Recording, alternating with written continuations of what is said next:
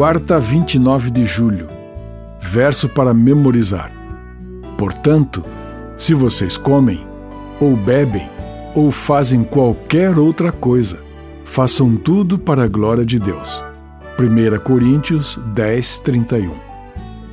Advertência contra a idolatria. Ouça 1 Coríntios 10, 5 a 22. Mas Deus não se agradou da maioria deles, razão pela qual ficaram prostrados no deserto. Ora, estas coisas se tornaram exemplos para nós, a fim de que não cobicemos as coisas más como eles cobiçaram. Não sejam idólatras, como alguns deles foram, conforme está escrito: o povo assentou-se para comer e beber e levantou-se para se divertir. E não pratiquemos imoralidade, como alguns deles o fizeram e caíram mortos num só dia, 23.000.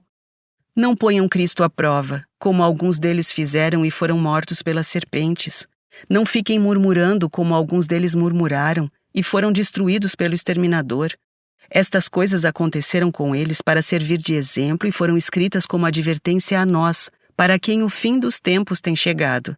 Por isso, aquele que pensa estar em pé, veja que não caia.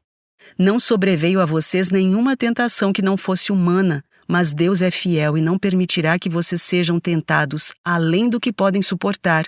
Pelo contrário, juntamente com a tentação proverá livramento, para que vocês a possam suportar. Portanto, meus amados, fujam da idolatria. Falo como as pessoas sábias, julguem vocês mesmos o que digo. Não é fato que o cálice da bênção que abençoamos é a comunhão do sangue de Cristo? E não é fato que o pão que partimos é a comunhão do corpo de Cristo? Porque nós, embora muitos, somos unicamente um pão, um só corpo, porque todos participamos do único pão. Considerem o Israel segundo a carne. Não é verdade que aqueles que se alimentam do sacrifício são participantes do altar? O que quero dizer com isto?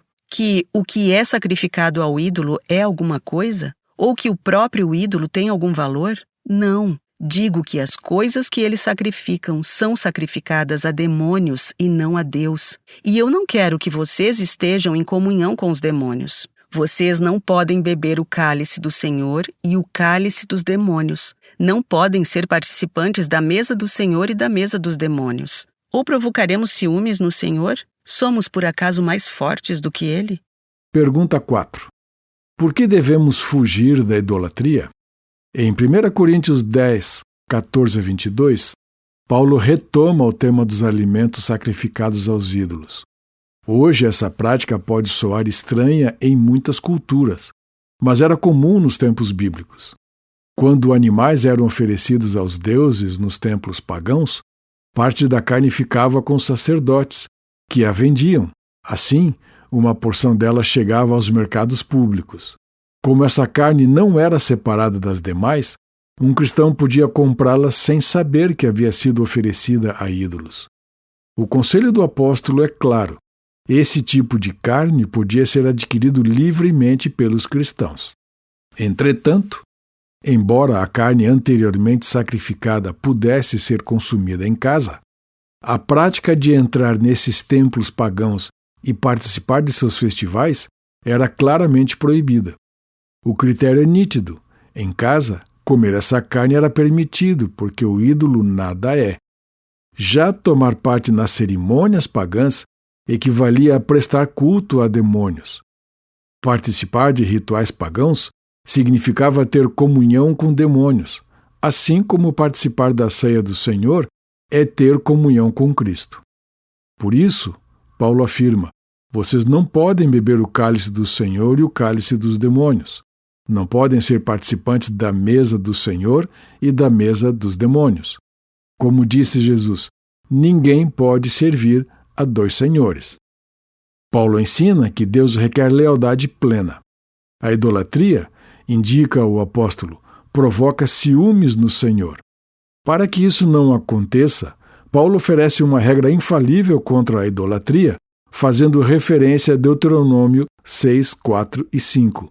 Escute, Israel, o Senhor nosso Deus é o único Senhor. Portanto, ame o Senhor seu Deus de todo o seu coração, de toda a sua alma e com toda a sua força. A essa ideia de amar a Deus acima de todas as coisas, Jesus acrescentou: ame o seu próximo como você ama a si mesmo. Um ídolo não precisa ser uma estátua de pedra. Podemos fabricá-lo a partir de praticamente qualquer coisa. De que ídolos, se houver, você precisa fugir em sua vida?